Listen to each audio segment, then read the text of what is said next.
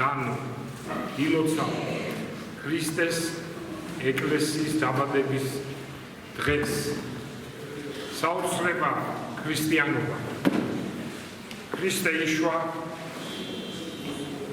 ბეთლემში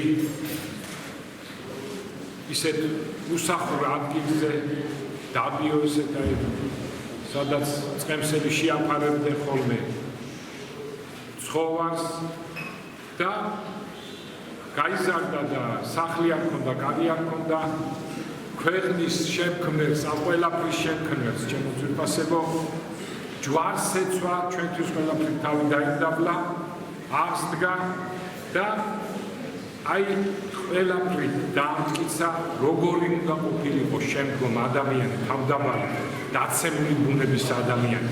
თორე ღმერთმა შექმნა ადამიანი ისე, რომ ყოფილიყო სულმუდამ ამაღლებული, მაგრამ არ ინება, ხო? ადამიანმა თვითონ უარყო ღმერთი. და უკვე დაცემულ ბუნებას უხდება თავდაბლობა.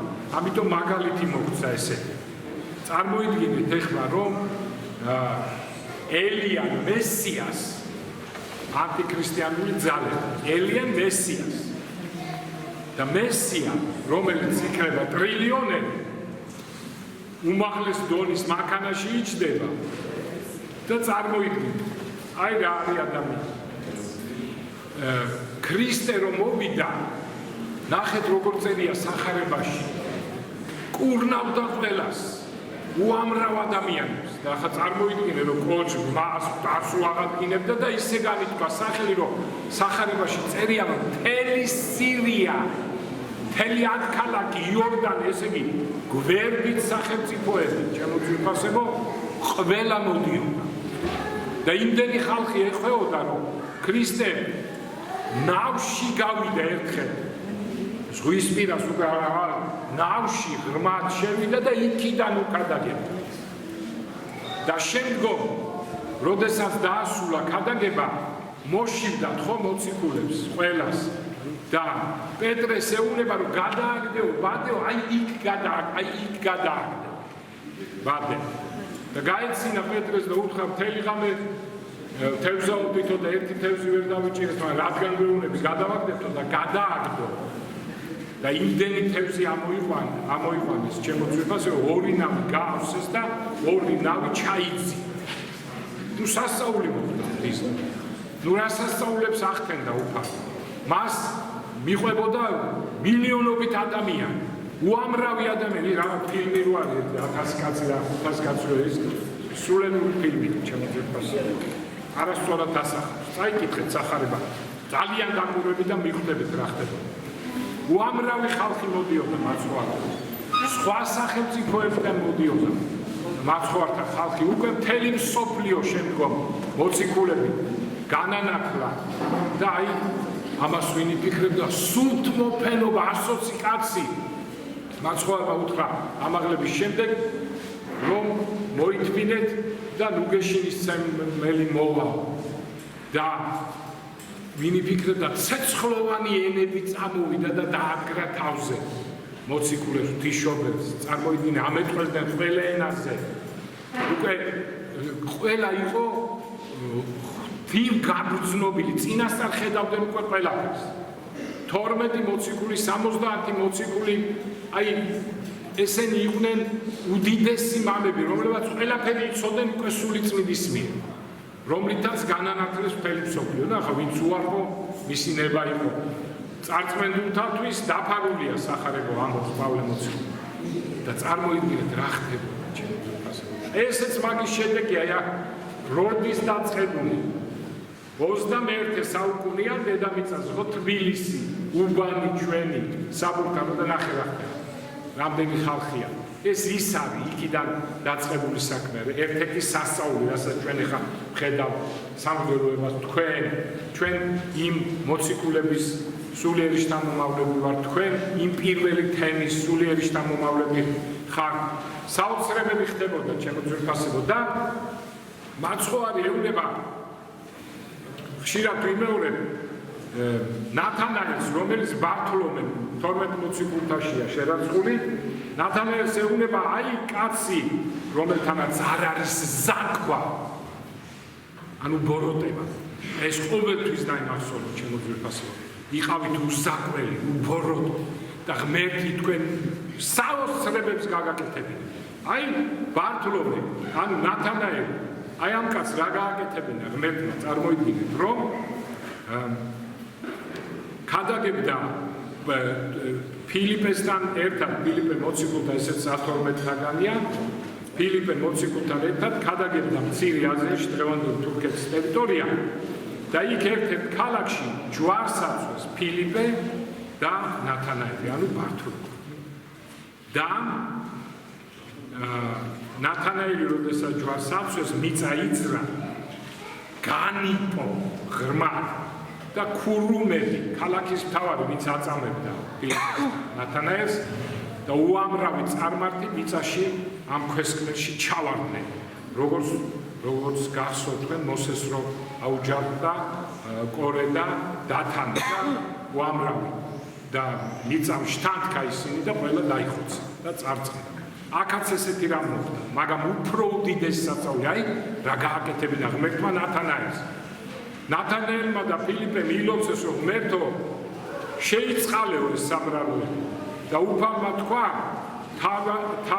ქალაქის თავს და ქურუმებს არა უნდა ხალხს შევიწყებოდა, უკვე ჩაყრილი გარდაცვლილი ხალხი გაცოცხლდა და ამოანთხია მიწამ ისე. გესმით რა სასწაული მოხდა, რო არ მოხდა არასოდეს. არც ძველახთმაში არასოდეს არ მოხდა ესეთი სასწაული. აი ნათანაელის ძალა, აი ადამიანის ძალა, ღვთის ძალა რა თქმა უნდა, მაგრამ რატო გააკეთებინა ნათანაელს, იმიტომ იგი იყო უბოროტო. ამიტომ ზოგმა რო იცის კაცო ცოტა ისე იყავი და შენს რაღაცა ბოროტება გააკეთე, ეს საწოდაობა.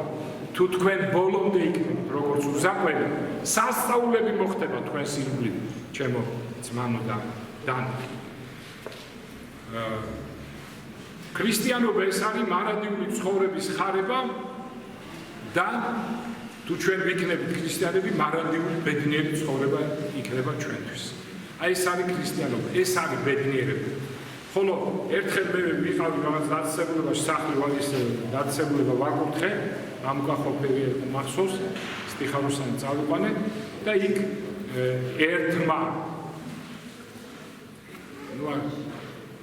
ერთმა მითხრა ესეთი რამ.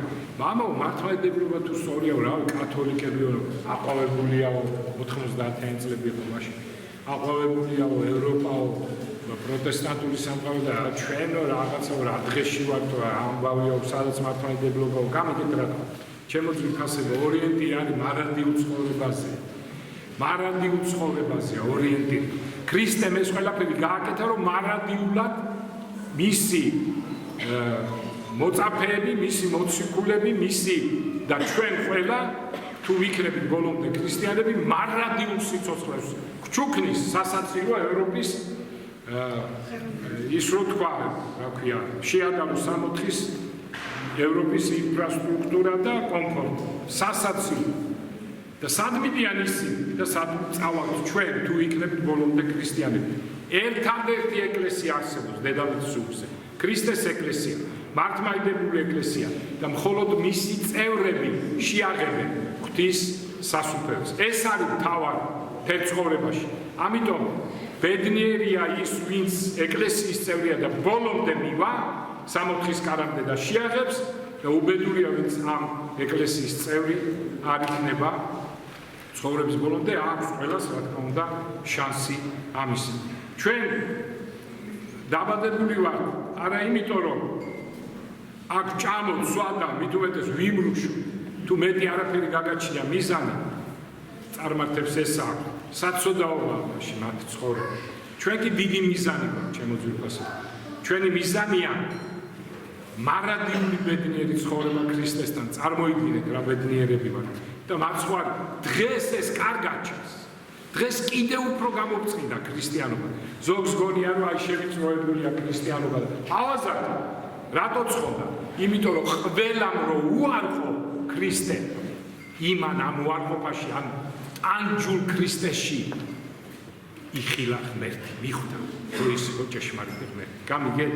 და ამიტომ არავის სხვა, არც აბრაამ, არც სხვა ვინმე სასופელ ღვთისა შეაღო კარებიშო სამოთხისა შეაღო ავაზაკო რუშმა და კაცის ყვლელმა იმიტომ რომ აღიარა ქრისტე ასე რომ ჩემო ძვირფასებო ნუ მოგეჩვენება და ნუ მოგვეჩვენება რომ რაღაცა ქრისტეს ეკლესია დაკნინებულია ქრისტიანები რაღაც დევნილები არიან არა ეს ის უბედური ხალხია ვინც ქრისტიანობას დევნის უბედური მათ ისინი ვერ იხილავენ ღვთის სასუფეველს და აი ახლა რაღაცა ამქვეყნიური უნდათ რომ რაღაცა გააკეთონ და იყვნენ და გაიხარონ ამ ქვეყნებში ჭამაში, სმაში და მრუშობაში და ეკნებათ მარადიული წარწმენდა.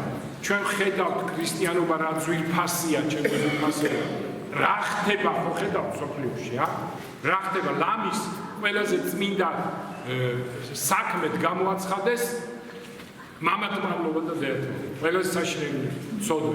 ლამის გამოაცხადეს უკვე. ამას ცდილობენ კიდევაც, მაგრამ დიდება უფალს განსაკუთრებით საქართველოს ფეხზედას. მე ვარ ნათელი სოფლისა და ნათელი სოფლისა და ბნელი ვერ ეწეოდეს მას, ვინც მე შემომიდგესო ამბობს მაცხოვა.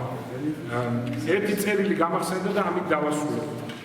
წერილი იღუმენ ნიკოს სულიერიშვილი წერდა მე მინდა დიდი ღვაწლი დღეს ხო ხედავთ რა ხდება მე მინდა დიდი ღვაწლი რომ იქ ღვთის სასუფეველში დიდი ადგილი მერგოსო დიდიო და იკონმა კომუნისტების დრო იყო მაშინ უთხრა ჩემო სულიერო შვილო მასე კი არ უნდა ფიქრობდეო ერთი შეგვაღებინა სამოთხის კარიო და იქვე შევიდეთო აი ეს იქნება ყველაზე კაი ჩვენთან ახსოვთ ეხლა სულიწმინდის გარდამოსვლის ლოცვებს წავიკითხავთ და ნახევარსაათში დავასრულებთ.